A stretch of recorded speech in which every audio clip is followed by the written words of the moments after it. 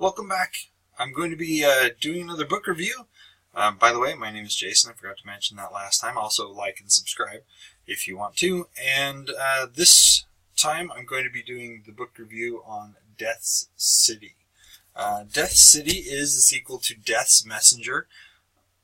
I went back and checked, and when I had Death's Messenger here with me before, I tried to see what the series was, only it wasn't printed in the inside cover. It is printed on the inside cover of Death's City. It's called Blood on the Reich. There's one more book in Blood on the Reich, and we'll talk about that one later.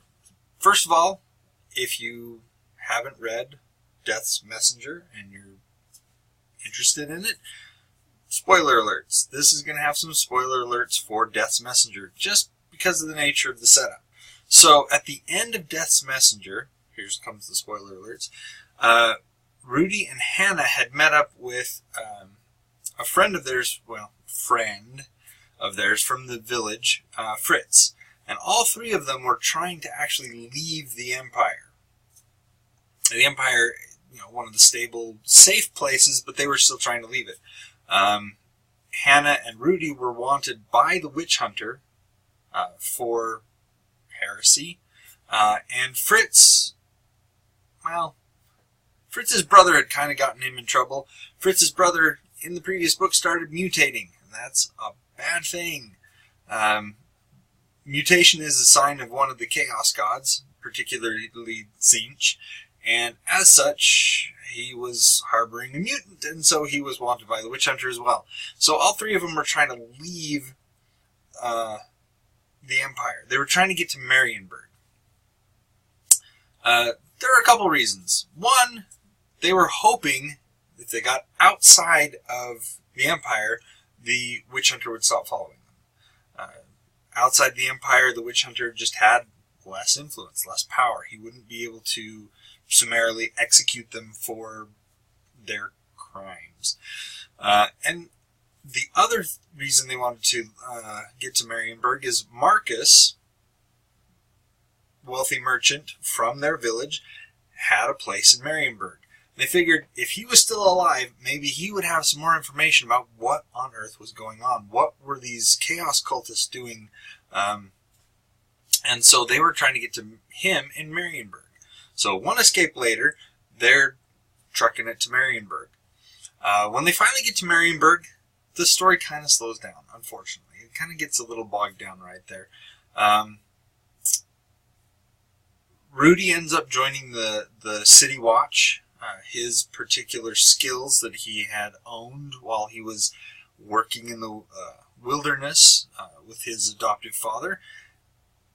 He was able to track criminals, bring them to justice, that kind of thing. And the Black Caps, as they were called, welcomed his skills. So he became a watchman in Marienburg.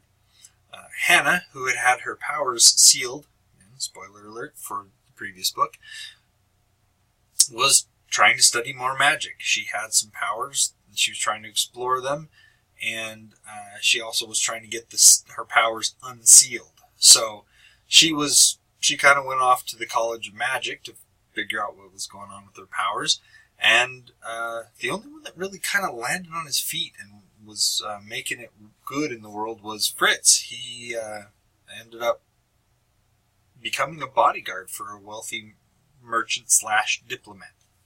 So they kind of all split up at that point. The only ones that really kind of stayed in contact with each other and not regularly in contact were Hannah and Rudy. Rudy doing his best to find out where Marcus was so that he could figure out what was going on. He eventually does track down Marcus to progress the story, and he finds out some things, and he also runs into the witch hunter again.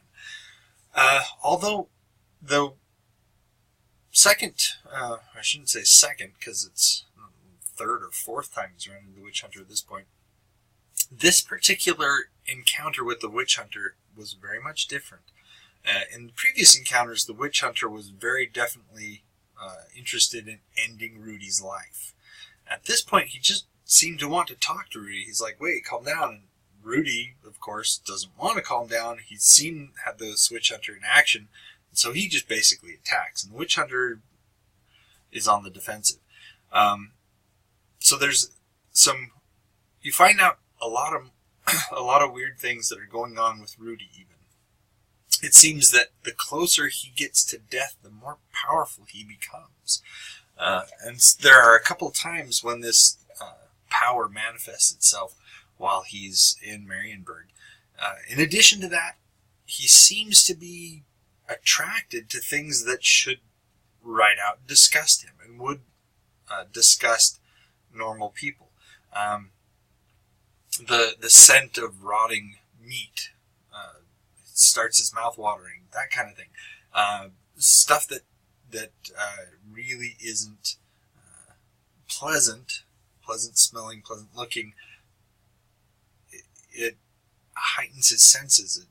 It's attractive to him. So he's got that. And then, Hannah finds out that if she doesn't get the seal off her forehead, her powers are basically going to burn her up from the inside. So she's working on that. And she ends up meeting a guy, and there's this whole dynamic between Hannah and Rudy that you feel the chemistry between them, the tension between them. But Rudy just, it's like he wants to do something about it, but he pulls back because he's like, Hannah's her own person, and I don't know. And it's really weird. So they end up again on the run from Marienburg. And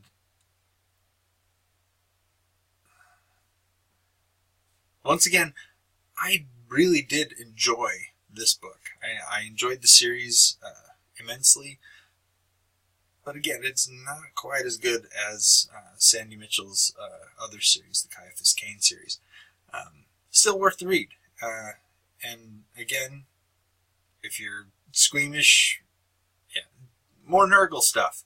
I mean, this is Warhammer, and like I said, it's not normal fantasy. It is very dark fantasy.